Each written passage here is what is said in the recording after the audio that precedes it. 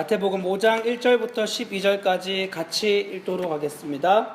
예수께서 무리를 보시고 산에 올라가 앉으시니 제자들이 나아온지라 입을 열어 가르쳐 이르시되 심령이 가난한 자는 복이 있나니 천국이 그들의 것이며 애통하는 자는 복이 있나니 그들이 위로를 받을 것이며 온유한 자는 복이 있나니 그들이 땅을 기업으로 받을 것이며 의에 줄이고 목마른 자는 복이 있나니 그들이 배부를 것이며 긍휼히 여기는 자는 복이 있나니 그들이 긍휼히 여김을 받을 것이며 마음이 청결한 자는 복이 있나니 그들이 하나님을 볼 것이며 화평하게 하는 자는 복이 있나니 그들이 하나님의 아들이라 일컬음을 받을 것이며 의를 위하여 박해를 받는 자는 복이 있나니 천국이 그들의 것임이라. 나로 말미암아 너희를 욕하고 박해하고 거짓으로 너희를 거슬러 모든 악한 말을 할 때에는 너희에게 복이 있나니 기뻐하고 즐거워하라. 너희의 상이 큼이라. 너희 전에 있던 선지자들도 이같이 박해하였느니라. 아멘. 함께 기도하겠습니다. 하나님, 허락하여 주신 이 시간에 우리가 또 주님의 말씀 앞에 섭니다. 주님, 누구도 예배 없이 하나님의 거룩한 말씀 앞에 서는 시간이 되게 하시고 이 말씀이 우리의 존재를 더욱더 하나님이 기뻐하시고 거룩하게 하기 원하시는 그러한 모습으로 다듬어가는 거룩한 정이 되게 도와주십시오. 하나님, 우리 속에 새겨놓으신 하나님의 형상이 완전하게 되어지는 그 시간까지 쉬지 않고 일하시며 하나님에게 소망을 둔 자들의 삶이 더 하나님 기뻐하시는 삶으로 변화되어지는 그 시간까지 쉬지 않고 일하시는 주님의 열심을 믿는 믿음이 우리 안에 다시 회복되어지게 하여 주십시오. 사랑하는 예수님의 이름으로 감사하며 기도합니다. 아멘. 네, 한번 인사하겠습니다. 주님만 주목하겠습니다. 주님만 주목하겠습니다. 주님만 주목하겠습니다. 네, 정말 주님만 주목하는 시간이 되었으면 좋겠습니다. 우리가 지난주에 함께 산상수훈의 내용들을 살펴보았습니다. 왜 산상수훈이어야 되는가 라고 하는 내용들을 우리가 지난주에 좀 살펴보면서 오늘은 이 산상수훈에 대한 세부적인 내용들보다는 전체적인 구조 그리고 전체적인 개괄적인 내용들을 먼저 나누어 본 뒤에 다음 주부터 우리가 한 절씩 나오는 내용들을 가지고 말씀을 나누면 좋겠다는 생각이 들었습니다. 그래서 이 말씀을 나눌 때 먼저 이 산상수훈의 내용에서 우리가 아닌 것들부터 함께 좀 살펴보는 시간을 갖겠습니다. 자, 무슨 말이냐? 이 산상수훈은 주님이 분석을 위해서 주신 말씀이 아닙니다. 그러니까 성경을 연구한다 치고 오직 분석하는 데만 집중할 수 있는 그러한 내용을 하고 주님이 주신 말씀이 아니라는 거죠. 자, 예를 들면 이런 겁니다. 마태복음 5장에서부터 7장까지의 이 산상수훈에 관한 교훈과 누가복음 6장에 보시면 비슷한 내용이 나옵니다. 누가복음 6장에도 산상수훈에서 주님이 하신 것과 비슷한 내용들이 등장하는데 이것이 같은 말씀인가 아니면 다른 말씀인가 그런 것을 분석하라고 주님이 주신 말씀이 아니라는 거예요. 또 뭐 여기에 복음 몇 개가 있는가 그런 것들을 살펴보는 데에 시간을 허비하지 말라는 거죠.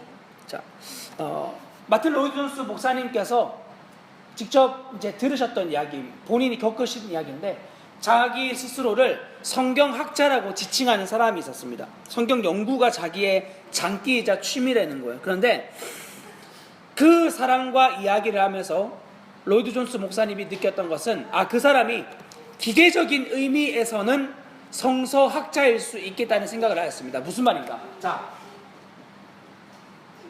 기계적인 의미에서의 성서학자라고 하는 건 그의 생활과 삶이 전혀 성경의 가르침과는 맞닥뜨려져 있지 않는 상태, 오직 성경을 분석하고 연구하는 것에는 몰두하고 시간을 보내는데 그 말씀이 자기의 삶에 적용되어서 그 말씀이 자기의 삶을 이끌어가는 것을 로이드 존스 목사님을 보지 못했던 거죠. 그래서 그의 생활이 성경의 가르침과 멀기 때문에 나는 그를 기계적인 성경학자라고는 부를 수 있겠지만 그를 참된 의미에서의 성경 연구가라고는 부를 수 없겠습니다 라는 이야기를 하셨습니다. 신앙의 선조들은요, 그래서 이렇게 이야기를 하였습니다. 우리가 무릎을 꿇지 않고는 성경을 읽어서는 안 된다라고 말입니다. 이것이 무엇을 의미하는 것입니까? 결국은 우리가 주님의 말씀을 대면할 때 그 말씀을 진지하게 상고하며 동시에 무릎을 꿇고 성경을 읽는다는 것은 나를 그분의 말씀에 복종하여 드린다라는 의미를 가지고 있는 거죠. 즉 말씀에 나의 순종을 강요하고 있음을, 요구하고 있음을 보여주고 있는 내용입니다. 그래서 제가 개인적으로 굉장히 좋아하는 존 메가더 목사님은 이렇게 표현했습니다. 순종을 게을리하면 확신을 잃어버린다. 자, 순종을 게을리하면 따라해볼까요? 순종을 게을리하면 확신을 잃어버린다. 확신을 잃어버린다. 네, 동의하시나요? 네, 순종을 게을리하면 확신을 잃어버립니다. 주님 앞에 주님이 순종하라는 마음을 주실 때 그 자리에서 즉각적으로 순종을 하는 것이 가장 주님을 누릴 수 있는 좋은 길입니다. 자, 물론 우리가 신앙생활을 하면서도 우리의 신앙생활 가운데 어려움과 환난과 유혹들이 다가오는 것은 사실입니다. 그러니까 순종이라고 하는 부분이 남아있는 거겠죠. 그런 것들이 우리에게 다가오는데 이것은 비단 우리만 겪은 일이 아닙니다. 성경에서 보면 그 위대한 사도인 바울조차도 우리와 같이 동일한 유혹과 환난들과 시험들을 겪었습니다. 그의 내면 안에 끊임없이 솟아나오는 많은 문제들을 그는 직면하였습니다. 근데 그때 이 바울이 그와 같은 자기의 존재의 모습을 직면하고 나서 그리고 나서 그가 원래 인간이 그렇구나, 어쩔 수 없구나, 그리고 자신의 죄악된 본성에다가 자기를 내어 던진 게 아니라 그는 끊임없이 그 환경 가운데에서 주님이 기뻐하시는 순종의 자리로 자기를 드렸어요. 그것이 로마서 7장에 나와 있는 내용입니다. 적나라하게 자신이 직면하고 있는 죄의 이야기들과 대면한 뒤 죄와 유혹 가운데서도 하나님의 법을 원하고 하나님의 법을 기뻐하고 행하고 사랑했던 사람이 바로 바울이란 말입니다. 그래서 복음으로 자기가 복음을 만났다, 복음 앞에 섰다라는 확신과 자신감과 그 안심이 지금 나의 이 자리에서 누려지고 있는지를, 지속적으로 누리고 있는지를 반드시 우리가 확인해 봐야 되는 거예요. 왜 지속적이라는 표현을 했습니까? 우리의 이 복음의 삶은 단회적인 삶으로 끝나는 것이 아니기 때문입니다. 우리가 생애를 살아가는 내내 이 복음은 우리가 살아가는 순간순간 계속하여 누릴 수 있도록 주님이 주신 복음이기 때문에 지금 이 시간에 돌아봐야 된다는 거예요. 지금 복음을 누리고 있는지, 지금 주님의 말씀에 순종하고 있는지. 그러니까 그리스도인이라고 스스로 말하면서 그 그리스도인이라고 자기는 이야기하는데 계속 죄 가운데 거하는 사람, 즉 더 이상 순종하기를 유보해버리고 죄 가운데 계속하여 머무는 사람은 자기는 주님을 사랑한다, 주님을 믿는다라고 표현하지만 사실은 주님을 믿는 게 아닌 거죠. 이런 사람들은 에스겔 36장에 나와 있는 주님이 우리의 마음을 새롭게 하시겠다, 마음을 새롭게 하겠다 하시는 이 말씀의 참된 의미를 깨닫지 못한 자들입니다. 왜냐하면 자기의 이 죄의 문제가 단지 행위적인 무엇을 하면 된다 안 된다의 수준을 뛰어넘어서 자기의 마음 중심에서부터 일어나오는 일인지를 그들이 모르고 있는 거죠. 그러니 지금 내가 순종을 유보한다라고 하는 건 죄는 저지르고 있지 않겠지만 그 죄의 행위의 자리에 나아가지 않았다고 그래서 그것이 곧 하나님 앞에 순종하는 것이라고는 볼 수 없듯이, 순종은 어디까지입니까? 주님께 나를 드려서 그분이 친히 그분의 일을 하시도록 나를 드리는 자리까지 나아가는 것, 그것을 주님은 순종이라고 하시는 거예요. 이것을 율법을 이루는 삶이라고 말씀하시는 거죠. 그래서 우리의 신앙생활을 반드시 검증해야 합니다. 자, 이곳에 서서 말씀을 전하는 저도, 듣고 있는 여러분도 우리는 자신의 신앙을 매 순간마다 검증해야만 합니다. 어떻게 검증할 수 있는가? 첫 번째는 우리의 바른 말입니다.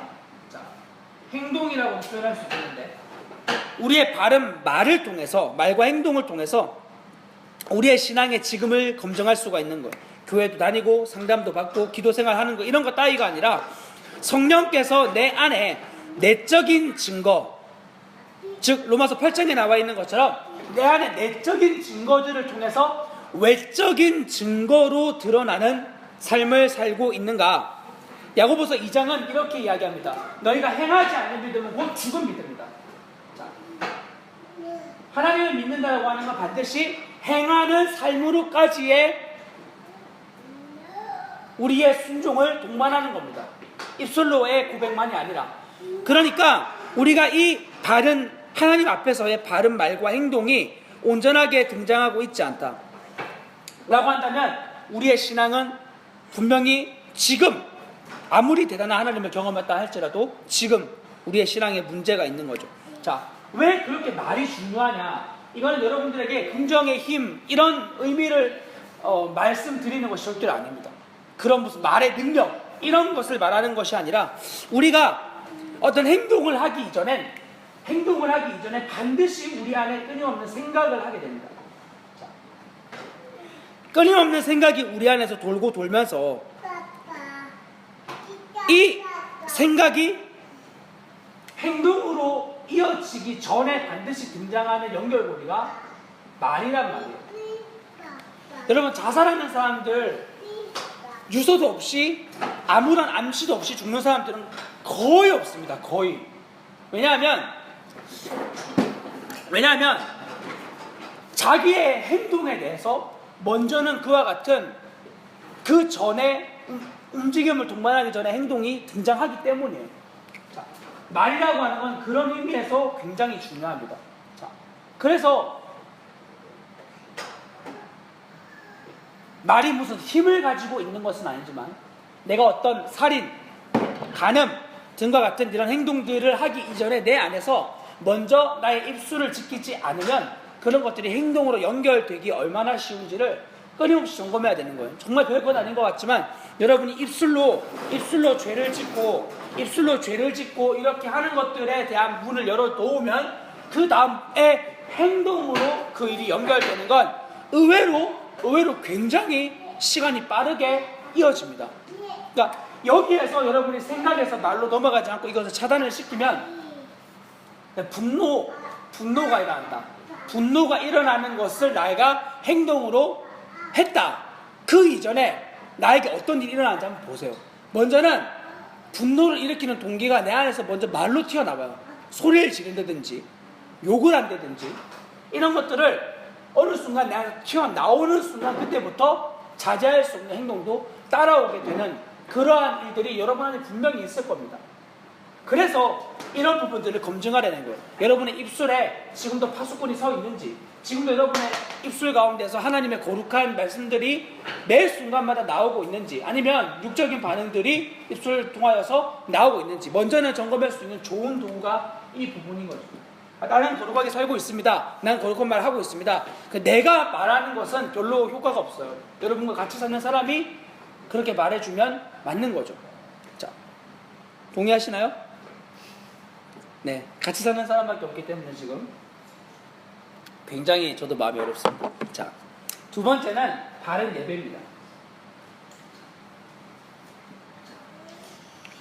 나의 신앙을 검증할 수 있는 두 번째 도구가 바로 바른 예배인데, 예배라고 하는 것은 자신을 섬기는 시간이 아니라 오직 하나님을 높여드리고 섬겨드리는 시간인 거예요. 특별하게.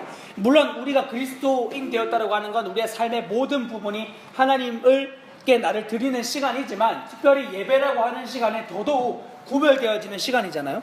그 시간에 어떤 위선적인 예배일 수 없는 거예요. 절대로 내가 같이 섬김을 받는 예배일 수 없는 거죠. 오직 나는 없고 그리스도만, 나는 없고 하나님만, 나는 없고 내 안에 성령님만 영광 받으시는 그러한 예배로 내가 예배의 시간에 참여하고 있는가? 이런 것들을 돌아보면 금방 알 수 있어요. 예배에 특히 앞자리에 서는 사람들, 그런 사람들일수록 사람들에게 이목과 집중을 받는 것을 너무너무 좋아합니다. 그런데 그런 예배의 시간 가운데 오직 주님의 영광을 돌리기 위해 합당하게 내가 대응하고 있는가? 나의 영광이 돌려지려고 할 때 주님께 영광을 돌리려고 그러한 준비와 노력들을 하고 있는가? 이런 것들을 점검해 보면 내가 드리고 있는 예배가 정말 주님이 기뻐하시는 예배인지 아닌지, 나의 복장, 나의 태도, 마음가짐 등등 이런 것들을 살펴보면 내가 지금 하고 있는 예배가 시간 때우기는 아닌지 이런 것들을 정확하게 점검해 볼 수 있는 거예요. 세 번째는 바로 바른 관계입니다. 나의 신앙이 지금 올바르게 서 있는지를 검증할 수 있는 세 번째의 검증 대상이 바로 바른 관계예요.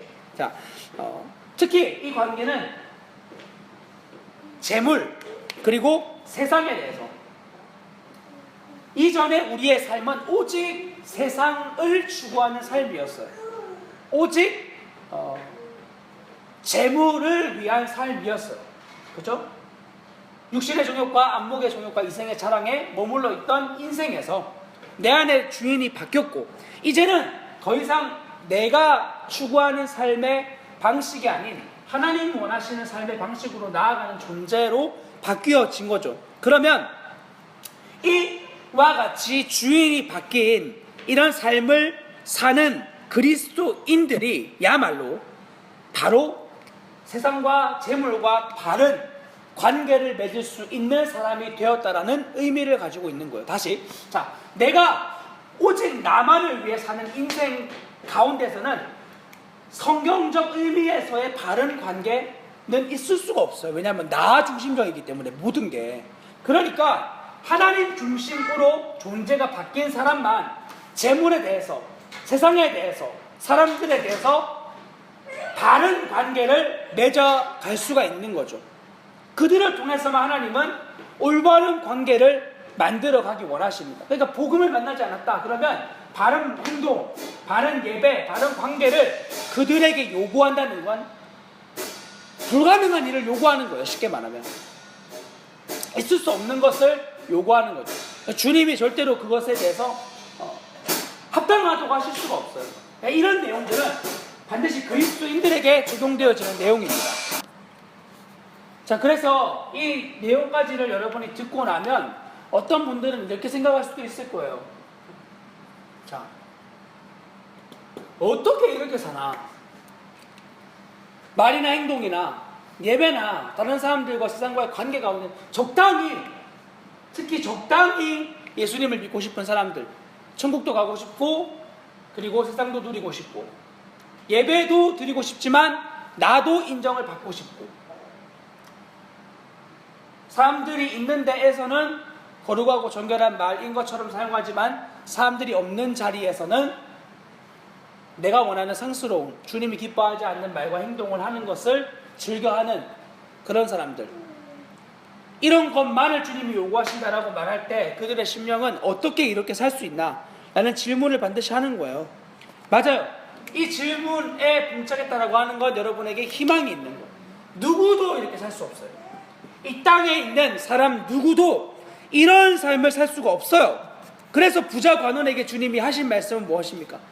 제자들이 그 부자 관원에 대한 구원의 길에서 방향을 틀어버린 그 사람의 모습을 보며 저런 부자도 구원을 받지 못한다면 도대체 누가 구원을 얻을 수 있겠습니까? 라는 그 질문에 주님이 하셨던 대답은 무엇이죠? 무릇 사람으로는 할 수 없으되 하나님으로서는 다 하실 수 있다는 거예요. 그러니까 구원은, 즉 구원을 받은 뒤에 거룩한 삶까지도 여러분 절대 잊지 마셔야 됩니다.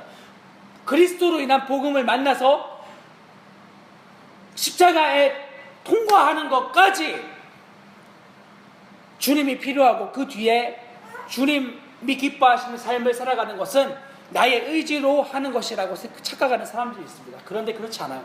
성경은 처음부터 끝까지 모든 것을 주님이 하신다고 이야기해요.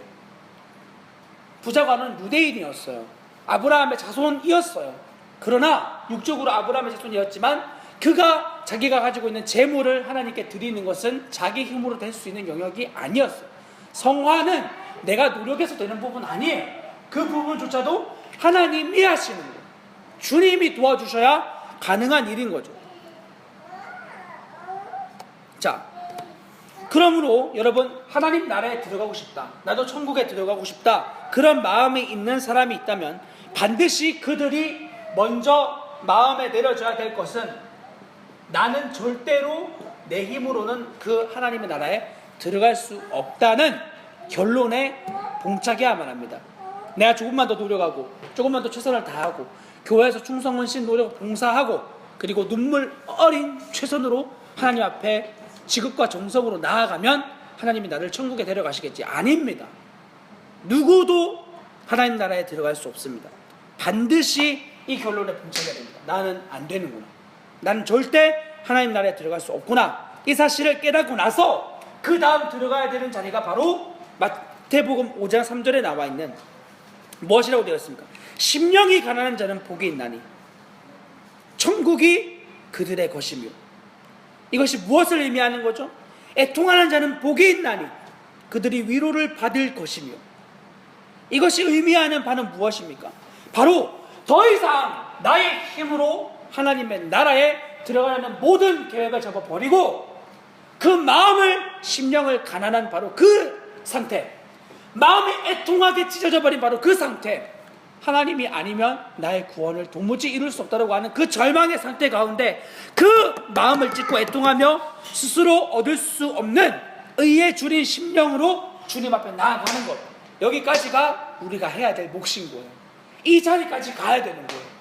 그래야 주님의 구원의 영광의 손길이 그 존재에게 미칠 수 있게 되는 거죠. 그러므로 여러분, 예수 그리스도를 믿는다라고 하는 건 결국 예수를 믿는다는 건 좁은 길을 간다는 의미와 같은 겁니다. 예수님을 믿는다, 이것은 좁은 길을 걸어가는 거예요.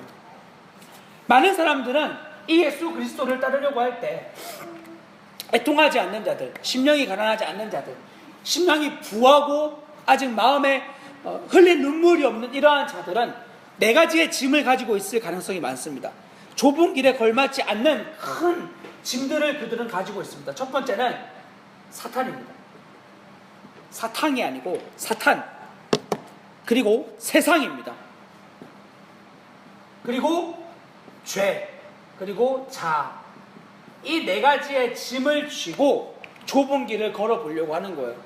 그러나 여러분, 지하철 이 개찰구 아시죠? 지하철 그 지나갈 때 이렇게 돌아가는 그 회전문 있죠? 거기에 만약에 여러분이 딱 여러분 사이즈에 맞는 모양의 그 출입구가 있다고 생각해 보자고요.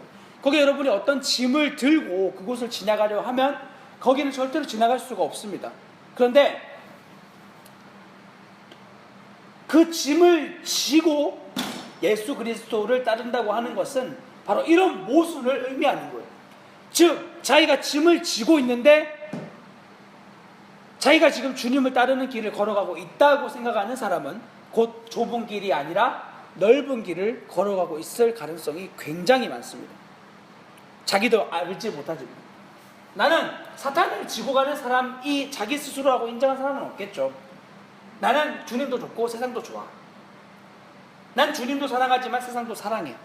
그래서 세상의 것도 누리고 싶고 주님 것도 누릴 거예요. 어떻게 사람이 늘 거룩하게만 살아? 죄도 짓고 적당히 죄와 타협하고 그 정도 하고 사는 거지.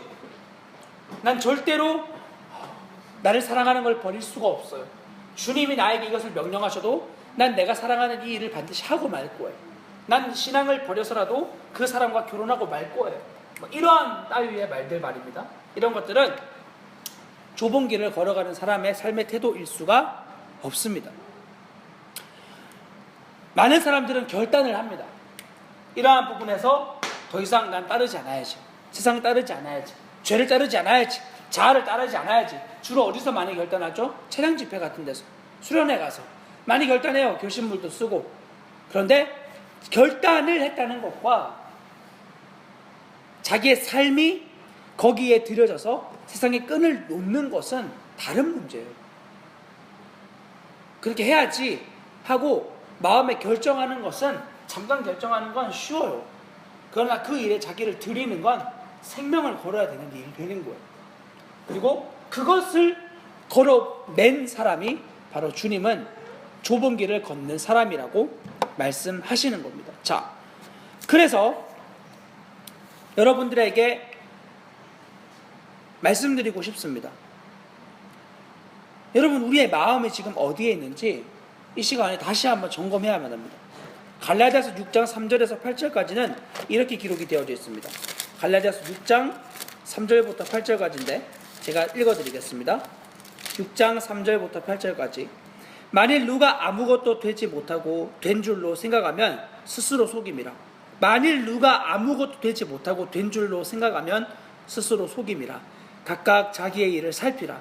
그리하면 자랑할 것이 자기에게는 있어도 남에게는 있지 아니하리니 각각 자기의 짐을 질 것이라. 가르침을 받는 자는 말씀을 가르치는 자와 모든 좋은 것을 함께하라. 스스로 속이지 말라. 하나님은 업신여김을 받지 아니하시나니 사람이 무엇으로 심든지 그대로 거두리라. 자기의 육체를 위하여 심는 자는 육체로부터 썩어질 것을 거두고 성령을 위하여 심는 자는 성령으로부터 영생을 거두리라. 여러분, 우리의 마음이 어디에 있는지 이 시간 반드시 검증하고 확인해야만 합니다. 그래서 나의 스스로의 경건의 모양에 절대 속지 마십시오. 목회자들 같은 경우에는 앞에 설교를 하니까 자기 당연히 거룩한 반열에 있을 것이라고 생각합니다. 사모들도 마찬가지입니다. 목회자 자녀도 마찬가지고 교회를 오래 다닌 사람들 중에 나는 구원받았나 이런 질문을 해보는 사람은 거의 없습니다. 그러니 주님이 이렇게 말씀하시는 거죠. 너 절대 경건의 모양에 속지 마라. 왜냐하면 주님의 시간에 한계가 있기 때문입니다. 주님은 무작정 기다려주시는 분이 아닙니다. 성경에 보면 많은 부분에서 주님 사람에게 결단을 요구합니다. 왜냐하면 그분의 시간이 얼마 남지 않았기 때문에. 그리고 그것을 깨달은 자들은 더 이상 지체하지 않고 주님 앞에 엎드립니다. 그 시간이 우리에게도 바로 오늘 지금 이 시간이어야 됩니다. 나중에 결단해야지. 나중에 주님 앞에 나를 드려야지. 나중에 주님 앞에 헌신해야지. 이런 식일 수 없는 거예요. 오늘 지금 이 시간에 나에게 주님이 요구하시는 순종에 대한 모습이 있다면 즉각 우리가 오늘 이 시간 순종하며 주님의 영광을 같이 좀 누렸으면 좋겠습니다. 자, 그리고 두 번째로는 여기 있는 것들 좀 지울게요. 그리고 두 번째, 첫 번째는 여러분들께 절대 말씀을 분석하는 태도의 모습으로 나아가지 말라고 산상수훈에 대하여 설명을 드렸고, 두 번째로 여러분들과 나누고 싶은 건 이 산상수훈은 하나의 웅장한 음악과도 같습니다. 이게 무슨 말인가? 이 본문에 대해서 전체를 파악해야 된다는 거죠. 말씀을 한 구절 딱 떼가지고 그것을 따라 사는 삶도 정말 중요합니다. 예를 들어서 주님이 너 오른뺨을 치거든 왼뺨을 돌려대라 이렇게 말씀하신 거 말입니다. 그래서 많은 사람들이 이 이야기에 대해서 모든 형태의 전쟁은 다 비기독교적이다 라고 이야기하는 사람들이 있습니다. 주님 분명히 오른뺨을 치면 왼뺨을 돌려대라 그랬다. 그러니까 전쟁을 한다는 건 하나님 앞에서 반기독교적인 행위이다라고 이야기를 하는 거죠. 그러나 그렇지 않습니다. 이런 이야기를 하는 건 결국 문맥 전체를 살피지 못하고 단락만 그냥 잘라서 본 안타까운 결과인 거죠. 전체를 보지 못해서 생긴 오해입니다. 그러니 이 전체적인 맥락이 어떻게 흘러가는지를 유심하게 봐야만 합니다. 그래서 산상수훈의 설교를 먼저 전체 개관으로 여러분들께 지금 설명을 드리는 것이 그래서 중요한 겁니다. 전체가 어떤 맥락 가운데 놓여져 있는지를 알아야 부분적인 말씀을 전할 때 여러분들에게 방향이 올바로 제시가 되어질 수 있다는 거예요. 자, 이건 조금 이따 좀 더 말씀드리도록 하고, 세 번째는 본문에 논리적인 연결이 있습니다. 절대 주님이 이 산상수훈의 말씀을 증거할 때 그냥 뜬금없이 막 비논리적으로 중구난방으로 말씀을 전하지 않으셨습니다. 중구난방으로 말씀을 전하신 것이 아니라 논리적으로 연결을 해 놓으신 거예요. 그러니까 이 주님이 말씀하실 때 이 영적인 순서가 있음을 잊지 마셔야 됩니다. 말씀을 전할 때 물론 신령한 하나님의 말씀이긴 하지만 그냥 막 우리가 깨달을 수 없는 아무 때나 막 말씀을 전한 게 아니라 방향성 있게 정확하게, 그리고 이 문맥들이 서로가 서로를 연결하고 있는 그러한 모습으로 말씀들이 증거되어지고 있어요. 그러니까 이 말씀들이 원칙과 원칙 아래 짜임새 있게 연결되어 있음을 기억하면서 어떻게 되어 있는가 먼저는 보십시오. 자, 이 말씀이 증거되어지는 대상이 누구죠? 대상은 기독교인이에요. 이 말씀을 받는 사람의 대상이 기독교인이 아닌 사람에게 산상수훈의 내용들을 살아내려고 하는 것, 아까 말씀드린 것처럼 불가능한 일입니다. 누구도 이 말씀을 그리스도인이 아니면 살아낼 수가 없습니다. 그리스도인, 즉 생명이 그리스도로 말미암아 변화되어진 자가 아니면 이 말씀을 살아낼 수 있는 자가 누구도 없습니다. 그래서 성경을 보면은 먼저는 이 성경의 대부분의 서신서들 같은 거, 기록의 순서를 보면 먼저는 교리가 등장합니다. 로마서 같은 거, 로마서 1장부터 11장까지 교리가 등장합니다. 갈라디아서 마찬가지입니다. 베드로전후서 마찬가지입니다. 데살로니가 전서에서도 마찬가지입니다. 다 교리가 먼저 등장합니다. 그리고 교리가 나온 뒤에야말로 교훈, 삶에 대한 내용이 등장하게 되죠. 이 순서가 중요한 겁니다. 그러니까 그리스도인으로서 바른 교리를 알지 못하면 삶에 대한 교훈을 아무리 들려줘봐야 그들이 그 삶을 살아갈 수가 없는 거죠. 오늘날의 기독교에 대한 모습을 잘 기억해보면 어디에 문제가 있는 거죠? 그리스도인이 안 되었다라는 것, 이거는 차치하더라도 먼저는 그들이 바른 교리, 그리스도인으로서 그들이 알아야 될 교리에 대해서 이가 없는 거예요. 그러니까 냅다 교훈만, 알아듣기 좋은 교훈만 전하지만 그들이 실상 이 교훈을 살아낼 수 있는 생명조차 받지 못했고, 그리고 생명을 받았다고 해도 이것이 중구난방으로 흩어져 있는 이 진리들을 한데 모아 온전하게 전하지 않으면 그들의 삶이 절대로 주님이 기뻐하시는 방향의 삶을 살아갈 수가 없는 거죠. 자, 대상을 함께 살펴봤고요. 두 번째는 이 내용, 본문이 어떻게 분류되어져 있는지를 한번 살펴보겠습니다. 자, 본문의 분류를 살펴보면 일반적으로 그리고 특수적으로 나누어 볼 수 있겠습니다. 일반적이라고 하면은 마태복음 5장 3절부터 16절까지의 내용들, 마태복음 5장 우리 함께 읽었던 3절 그 내용부터 16절까지 너희 소금이여 빛이다, 여기까지를 일반적인 내용으로 보겠습니다. 그리고 특수적인 내용이란 무엇이냐, 여기 16절 이후부터 끝까지 7장 끝에까지 여기의 내용들은 기독교인의 생활과 행위에 대한 그러한 특정한 부분들이 이제 등장을 하는 거예요. 자, 그러니까 어떤 내용인지 아시겠죠? 일반적인 큰 그림과 그리고 특수적인 세부적인 내용들이 등장하게 되는데 조금 더 세부적으로 나눠 보겠습니다. 자, 마태복음 5장 3절부터 10절까지에 보시면 우리가 같이 읽었던 본문이죠. 여기까지는 기독교인의 본질적인 부분을 보여주고 있는 거예요. 기독교인의 본질적인 부분. 자, 그리고 11절과 12절, 나로 말미암아 너희를 욕하고 박해하고 거짓으로 너희를 거슬러 모든 악한 말을 할 때에는 너희에게 복이 있나니 기뻐하고 즐거워하라. 하늘에서 너희의 상이 큼이라. 너희 전에 있던 선지자들도 이같이 박해하였느니라. 이렇게 말씀하시면서 이 세상의 반응에 의해서 기독교인이 어떻게 증명되어지는가를 보여주는 거죠. 세상을 향한 기독교인의 모습들, 세상은 기독교인을 어떻게 보는지에 대한 기독교인의 성격이 여기에서 긍정적인 부분과 부정적인 부분, 기독교인은 이러이러하다, 그리스도인은 이러이러하다, 그런 뒤에 그렇기 때문에 세상에서는 너희를 향하여 이런 일이 일어날 것이다 라는 말씀을 하는 겁니다. 그래서 13절부터 16절까지의 내용을 보면 기독교인들이 그런 세상과 우리와 어떤 관계를 가지고 있는가를 또한 보여줍니다. 자, 그리고 나서 이제 후반절부터 쭉 살펴보시면 17절부터 이후의 내용들은 그리스도인이 세상에서 어떻게 살아야 되는지, 특히 17절부터 48절까지의 내용들, 5장의 나머지 내용들은 하나님의 율법과 요구에 대해서 직면한 그리스도인들이 어떻게 이 율법의 요구를 이루는 삶을 사는지에 대해 주님이 말씀을 하시는데요.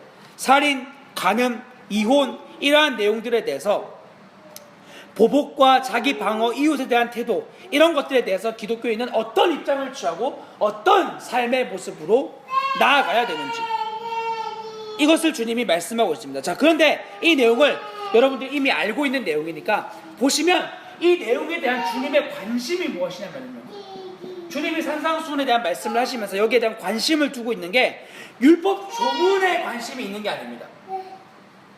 자, 율법의 그냥 문자 그 자체에 주님의 관심이 있는 게 아니라, 이것이 아니라 영혼의 관심을 주님이 가지고 있습니다. 그러니까 앞서 말씀드린 것처럼 바리새인들의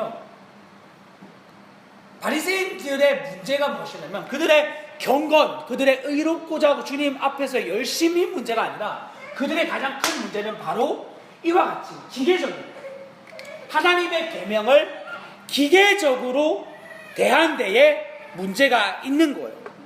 그러니까 말씀 안에 담겨져 있는 하나님의 마음을 알려고는 하지 않고 말씀 자체 그냥 화채 심을 줄을 드리고 그냥 이런 뭐 곡식을 하나하나 다 세고 이런 거에 대한 열심은 있는데 왜 그래야 되는지, 왜 자기들이 그렇게 순종해야 되는지, 왜 그렇게 순종을 주님이 요구하시는지 이런 거에 대해서는 알려고 하지 않는 거죠. 그냥 해. 하나님이 그렇게 말씀하셨으니까 너희는 그 거룩한 그분의 뜻을 알 필요가 없어. 그러면서 그 계명에 순종해야 될 의무와 그들이 마음 전부로 그 일에 순종해야 되는 것에 대해서는 알려주지 않고 그들조차도 사실은 모르고 있었던 거죠. 자, 그래서 6장으로 한번 가보겠습니다. 6장에 보시면 이 6장 전체에서는 하나님 앞에서 능동적으로 순종하고 전적으로 의지하며 생활하는 그리스도인의 모습을 보여주는 거예요. 6장에 가면은 어떻게 하나님 앞에서 그렇게 능동적인, 기계적인이 아니라 능동적인 그리스도의 삶을 살 수 있는지 이 모습을 보여주고 있는데 그 첫 절에 보시면 이렇게 드러나고 있습니다. 사람에게 보이려고 그들 앞에서 너희 의를 행하지 않도록 주의하라. 사람에게 보이려고. 그렇지 않으면 하늘에 계신 너희 아버지께 상을 받지 못하느니라. 이 마지막 절에 6장 마지막 절에는 이렇게 되어져 있습니다. 너희 무엇을 입을까 무엇을 먹을까 그리고 염려하지 마라. 너희 하나님이 너희에 대해서 다 책임지신다. 그러니까 처음에 시작되어지는 부분부터 끝나는 부분까지 사람에게 대해서 너 어떤 그런 사람 앞에서의 행동으로 너희의 율법을 재단하려고 하지 마라. 그게 전부가 아니다. 너 하나님 앞에 서 있는 존재다. 하나님 앞에서 행동하는 존재다. 주님이 너희의 인생을 책임지신다. 이러한 것을 주님이 말씀하여 주시는 거죠. 기독교인이라고 하는 사람들은 매 순간 하나님 앞에 서 있는 사람임을 주님이 알려주기 원하셨던 거예요. 하나님 존전 앞에 내가 서 있고 그렇기 때문에 그 사람의 관심은 항상 사람이 아니라 하나님의 관계임을 그들은 알고 있었던 거죠. 자, 내가 살아가는 모든 목적과 이유에 대해서 다른 사람의 눈치와 그리고 다른 사람들의 이목이 자기에게 더 이상 관심거리가 될 수 없는 거예요. 그리스도인 되었다. 그럼 오직 자기의 관심은 하나님과의 관계예요. 내가 하나님과 지금 올바른 관계를 맺고 있는가? 그분의 율법을 하지 마라 해라 이런 것을 떠나서 내가 그분과 올바른 관계 안에서 이 일을 결정하였는가 이런 것들을 살펴보면 의외로 대답이 나오지 않고 모호한 것들이 굉장히 단순하게 대답이 나오는 경우가 많습니다. 여러분이 겪고 있는 어려운 일들이 있는데 다른 가타부타한 문제들 그런 것들 다 집어치우고 딱 정확하게 하나만 보세요. 하나님이 기뻐하시는가? 그러면 진짜 문제가 단순해져요. 하나님이 이 일에 기뻐하시는가? 그러면 하나님 기뻐하신다. 여러분 안에 이것이 믿음으로 동의되어지면 하면 되는 거예요. 그러면 더 이상 다른 사람이 이거 어떻게 봐? 이 일에 대해서 어떻게 생각해? 이건 더 이상 문제가 안 되는 거죠. 그러면 여러분 생각해 보십시오. 하나님 앞에서 올바른 관계 가운데서 어떤 일을 결정했는데 그것이 사람들에게 걸림이 될 수 있겠습니까? 예, 어느 부분 걸림이 될 수 있겠죠. 예를 들어 우리가 이 걸음을 걸을 때 말입니다. 여러분의 부모님들이 적극적으로 막 동의를 하셨나요? 여러분 어떤 주님 앞에서의 직장을 주님의 관계 안에서 선택했을 때 여러분 주위에 있는 사람들이 적극적으로 동의해 주셨나요? 주님의 복음을 만나서 여러분이 선교사를 되기로 헌신했어요. 그러면 그때 여러분의 부모님과 지인들이 막 칭찬해주고 축복해주고 그런 분위기였나요? 제가 전에 들은 이야기지만 순단에 계신 분인지 그분이 자기가 복음을 만나고 선교사가 되겠다고 헌신했는 그 헌신의 고백을 하니까 담임 목사님부터 주위의 모든 사람들이 말리는 거예요. 그죠? 네. 왜 말리는 이유인즉슨 이제 한번 꼭 그런 식으로 해야 되는 거예요. 근데 그분의 이야기는 이거예요. 내가 이전에 몰랐던 복음을 이제 알아서 이제 좀 정말 주님의 나라와 의를 위해서 나를 좀 드려보고 싶다는데 이렇게 막는 분위기 속에서 내가 지금 견디고 있다고. 이 말씀을 드린 이유는 그분을 판단하고 정죄하라는 이야기를 드린 게 아닙니다. 여러분이 주님 앞에서 올바른 관계 가운데에서 결정하고 걸어도 여러분 주위에는 여러분의 뜻과는 반대로 이것을 인정하지 않는 분위기의 대답들이 나올 수 있다는 거예요. 그러나 그때에도 여러분 안에 하나님과의 올바른 관계 가운데서 이것을 결정한 게 사실이라면 그 길을 담대하게 걸어가십시오. 그리고 여러분의 주위의 사람들이 이 일에 대해서 물어볼 때 끊임없이 여러분 대답해 주십시오. 왜 주님이 이것을 명하셨는지, 왜 또한 이것이 나에게 기쁨 되어지는지 말입니다. 자, 그리고 7장에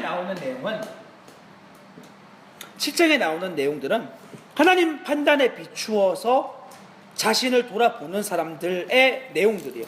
그러니까 하나님을 두려워하는 그리스도인의 모습인 거죠. 하나님을 경외하는 이로 바꾸어 표현할 수도 있을 것 같아요. 비판하지 말라, 좁은 문, 그리고 거짓 선지자들의 삼가라, 천국엔 다 못 들어간다, 이러한 내용들을 살펴보면 하나님 앞에서 자신을 비추어 보는 거예요. 자기는 거룩하고 하나님 뜻에 합당하게 살아가는 그리스도인이라고 생각했는데 이러한 말씀들을 대면하면 자기가 하나님 앞에서 지금 어떤 판단을 받고 있는지를 확인할 수가 있는 거죠. 그러니까 그리스도인은 끊임없이 주님의 말씀으로 테스트를 받는 존재예요. 여러분, 하나님 앞에서 테스트 받는다는 것을 나쁘게 생각하지 마시기 바랍니다. 테스트를 받는 이유는 뭐죠? 여러분, 우리도 지금 돕선 모임 가운데 아직까지는 한 번도 시험을 보지 않았지만 나중에 그 체감관이 끝나면 같이 시험을 볼 겁니다. 그 시험을 보는 목적은 뭐죠? 여러분을 떨어뜨리는 데 목적이 있는 게 아니죠. 이 내용을 온전하게 여러분이 잘 소화하고 있는가에 대해서 목적을 두고 있듯이 주님이 우리에게 이와 같은 말씀을 통하여 이렇게 우리의 신앙을 검사하시는 것은 말 그대로 우리를 떨어뜨리려는 데 목적이 있는 것이 아니라 혹 우리의 신앙이 주님의 기준에 미달되어져 있는 모습을 직면하면 그때 다시 주님 앞에 엎드릴 수 있도록. 그리고 사실 우리가 주님 말씀 앞에 직면할 때마다 깨닫는 것은 우리의 비참한 존재의 모습을 발견하는 거잖아요. 그때마다 그것이 너무나 은혜인 거예요. 그 직면하는 말씀을 통해서 주님이 너 지금 이 수준 아니다. 아무리 거룩하게 잘 달려가도 이 말씀을 보면서 우리가 나아가야 될 방향을 계속하여 주님 말씀하세요. 칭찬을 통해서도 주님은 우리를 테스트하시고 혹은 넘어짐과 실패를 통해서도 주님 우리를 테스트하세요. 그러나 이 테스트하심이 절대 우리를 넘어뜨림에 있지 않다는 사실에 대해서 여러분이 믿음으로 취하기 바랍니다. 그래서 여러분, 이 말씀의 결론은 이것입니다. 자, 결론을 드리자면 기독교인은 언제나 하나님의 법과 관련되어져 있는 사람들입니다. 우리는 율법과는 더 이상 관계가 있지 않지만 율법을 지키며 사는 존재입니다. 율법이 우리를 정죄하지 못합니다. 그러나 우리는 율법을 이루며 살아가는 존재가 되었습니다. 그것이 로마서 8장 3절 4절에 있는 말씀인데요. 율법이 육신으로 말미암아 연약하여 할 수 없는 그것을 하나님은 하시나니 곧 죄로 말미암아 자기 아들을 죄 있는 육신의 모양으로 보내어 육신의 죄를 정하사 육신을 따르지 않고 그 영을 따라 행하는 우리에게 율법의 요구가 이루어지게 하려 하심이라. 아멘. 이 말씀처럼 우리의 삶에 거룩한 하나님의 율법이 요구되어지는 것을 이루는 삶, 하나님의 법과 관련되어진 사람으로 그리스도인을 칭하고 있습니다. 두 번째로 그리스도인은 하나님 앞에서 아까 말씀드린 것처럼 하나님 앞에 있음을 계속하여 인식하는 사람입니다. 이것이 비그리스도인과 완전한 차이점이에요. 그리스도인은 비그리스도인들처럼 자유로운 행위자가 아닙니다. 무엇이든 내 마음대로 하는 사람이 아니라 하나님의 자녀요, 하나님 안에 거하는 자들입니다. 그래서 세상을 보는 관점도 비그리스도인들과는 철저하게 다른 관점을 견지하고 있어요. 먹고 마시고 입고 자고 이런 것에 대해서 염려하는 비그리스도인의 삶과는 달라요. 중요하지 않다라는 게 아니라 관심사가 거기에만 머무르는 게 아니라는 거죠. 왜냐하면 자기의 사는 존재 목적과 이유와 자기가 살아가는 세상의 가치가 더 이상 이 땅에서의 가치가 아닌 하나님 나라에서의 가치로 변화되어졌기 때문이에요. 그렇다고 해서 그리스도인 되어지면 그러면 더 이상 이 세상 것을 전혀 돌아보지 않는가? 아니에요. 잘못된 거죠. 세상으로 주님은 우리에게 나가라고 말씀하셨어요. 우리가 살아가야 되는 자리는 단지 교회가 아닙니다. 교회에서 주님의 충만한 은혜를 입고 공동체를 함께 공동체적 삶을 살아가면서 허락되어진 세상의 자리에서 그리스도인의 삶을 마음껏 누리며 사는 거예요. 달려가는 거. 그러니까 매주마다 우리가 이렇게 모이는 것은 보험기도 동맹, 보험기도 한 달에 한 번씩 하는 거 그거 뭐죠? 보험기도 모임, 복기모, 보험기도 모임처럼 이런 거예요. 같이 한 주에 이렇게 모여가지고 영광스러운 주님의 승리를 같이 나누기도 하고 무너진 우리의 실패의 모습을 나누면서 다시 주님이 말씀과 예배를 통하여 우리를 회복시키고 교제를 통해서 그렇지 주님 하시고 계시지 여기에 확증을 가지고 다시 우리의 삶의 자리로 나가서 그분 앞에 영광을 돌리는 거죠. 삶의 자리에서 세상 가운데에서 치열한 전투에 임하면서. 그래서 칼빈은 예배 시간이 끝나면 예배당을 문을 걸어 잠궈버렸어요. 예배당에 오지 못하게. 어떤 의미인 줄 아시겠죠? 세상으로 나가려는 거예요. 자, 그리고 세 번째, 그리스도인은 하나님을 경외하는 자들입니다. 아까 말씀드린 것처럼 계속하여 자신의 신앙을 주님 앞에 철저하게 검증하는 거예요. 자기를 주님 앞에 검증하는 사람은 함부로 다른 사람을 판단하지 않습니다. 왜냐하면 자기가 주님 앞에 어떤 존재인지 명확히 알고 있기 때문입니다. 고린도전서 3장 13절부터 15절까지는 자기가 주님 앞에 한 이런 어떤 공적들이 나중에 불탈 것이라고 말씀하고 있습니다. 고린도전서 3장 13절부터 15절까지 제가 읽어드릴게요. 고린도전서 3장 13절부터 15절까지 각 사람의 공적이 나타날 터인데 그날이 공적을 밝히리니 이는 불로 나타내고 그 불이 각 사람의 공적이 어떠한 것을 시험할 것임이라. 만일 누구든지 그 위에 세운 공적이 그대로 있으면 상을 받고 누구든지 그 공적이 불타면 해를 받으리니 그러나 자신은 구원을 받되 불 가운데 받은 것 같으리라. 여기 나와 있는 공적이 우리의 어떤 행위로도 볼 수 있고 무엇으로 볼 수 있는지는 상관없습니다. 중요한 것은 주님의 심판의 때에 우리의 공적이 주님의 그 철저한 심판의 불에 의해서 우리가 검증을 받는다는 것이고 그때 우리의 공적이 불탈 수 있다는 거예요. 여기에 나와 있는 것처럼 그러나 구원받는 거에는 문제 없지 않습니까? 구원받는 데는 문제가 없을 수 있습니다. 그런데 여러분 이것은 굉장히 주님 앞에 부끄러운 일이 될 것입니다. 성경에서 천국은 그냥 아무런 상급이 없는 그런 곳으로 그려주고 있지 않습니다. 천국에 대해서 상급에 대한 부분들도 성경은 정확하게 이야기를 하고 있습니다. 그러면 상급이 있는 천국이 어떻게 행복한 곳이 될 수 있습니까? 천국을 단지 행복한 곳이라고 성경이 이야기하고 있지 않아요. 성경이 그렇게 이야기하고 있지 않아요. 그래서 여러분 여기에서 말씀드리고자 하는 핵심은 이것입니다. 여러분의 신앙을 끊임없이 하나님의 말씀에 검증하셔야 된다는 사실입니다. 왜냐하면 주님의 때에 여러분이 책망받을 일이 일어날 수 있기 때문입니다. 그 말씀 앞에 여러분의 신앙을 검증하여 나의 신앙의 지금 걸어가는 위치가 과연 마지막 때를 기다리며 살아가고 있는 걸음인지를 계속하여 확인하셔야만 합니다. 우리가 다 하나님의 심판대 앞에 설 것이고 그때 눈물을 흘리며 후회하는 삶이 아니라 지금 이 시간이 남아있을 때에 주님 앞에 우리의 신앙을 검증하는 그리고 확인하는 주님 앞에 철저하게 테스트 받는 그러한 시간이 되시기를 바랍니다. 자, 그러므로 이 산상수훈이라고 하는 거에 산상수훈에 대하여 해석을 하는 원리를 여러분들께 설명을 드리자면, 결국 기독교인은 어떤 사람이 되게 되어 있는가라는 관점 안에서 이 모든 내용들이 해석되어지게 되어 있습니다. 기독교인은 어떤 사람이 되게 되어 있는가? 주님이 우리의 마음 상태를 어떻게 바꾸시는가? 내 모든 것이 이제는 주님의 것이 되었고, 이것은 주인이 바뀌었다라는 의미인데, 주인이 변화시킨 자리에 나의 온 마음을 다해서 순종함으로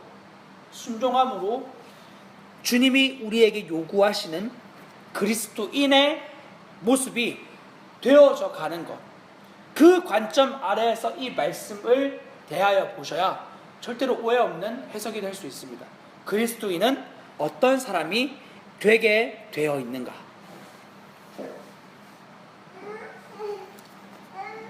이렇게 이야기하는 사람이 있을 수 있습니다. 나는 율법을 다 잘 지켰습니다. 실제로 그 사람이 다 잘 지켰을 수도 있습니다. 근데 문제는 뭐냐면, 그 율법을 지킴이, 여러분 연주하는 사람들은 아실 텐데, 악보를 기계적으로 하나도 안 틀리고 연주했다 그래서 그것을 잘 연주했다고 보지 않습니다. 잘 연주했다라고 하는 것은 무엇입니까? 안 틀리게 연주한 것이 잘한 것이 아니라, 바르게 연주한 것은 생명으로 연주하는 거죠. 어떤 의미인지 아시나요? 생명으로 연주하는 것. 바로 이것입니다.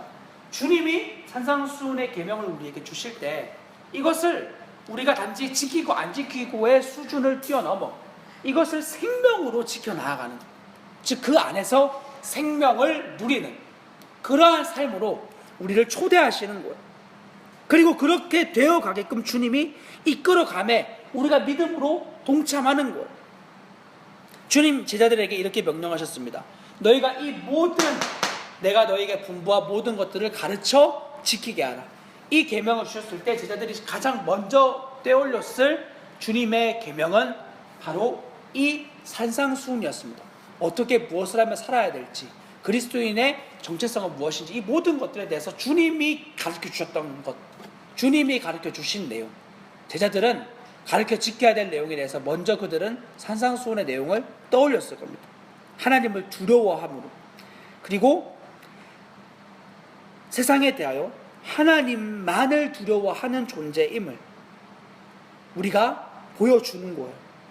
주님의 교훈이 세상 가운데, 여러분의 가족 가운데, 여러분의 이웃 가운데 주님의 교훈이 우스워 보이지 않도록 우린 주의해야 됩니다. 특히 말씀을 증거하는, 복음을 만난 분들이라면 더욱 여러분의 주위의 사람들에게 이 복음이 우스워 보이지 않도록 더욱 이 말씀을 살아내는데 전심을 쏟아야만 합니다. 여러분, 우리의 다시 만나는 시간이 이 말씀을 마음껏 살아내는 주위의 사람들과 세상 가운데 증인으로 다시 한번 세워짐을 받는 그러한 은혜가 여러분의 삶 가운데 있기를 주님의 이름으로 부탁을 드립니다. 같이 기도하겠습니다. 하나님, 우리에게 오늘 이 시간 산상수훈에 대한 내용을 다시 한번 보게 하여 주셔서 감사합니다. 주님을 경외하고 주님 앞에 서 있고, 그리하여 하나님과 바른 관계를 맺는 삶만이 올바른 그리스도인의 삶임을 믿습니다. 우리에게 허락되어진 모든 삶의 자리에서 하나님 경외하는, 하나님 앞에 서 있는 존재의 모습으로 반응하며 나아갈 수 있도록 은혜를 더하여 주시옵소서. 율법이 더 이상 우리를 정죄할 수 없지만 이 율법을 지켜 나아감으로 우리에게도 기쁨이 되어지고 하나님께 영광되어지는 삶으로 우리의 인생을 이끌어 주시고, 허락되어진 모든 삶의 자리에서 오직 주님의 영광을 위하여 마음껏 달려가는 우리의 삶이 되어지게 하옵소서. 주님, 이 계명에 대한 깊은 의미를 우리의 심령 가운데 더욱 깨닫게 하여 주시기를 간절히 부탁드리며 사랑하는 예수님의 이름으로 기도합니다. 아멘.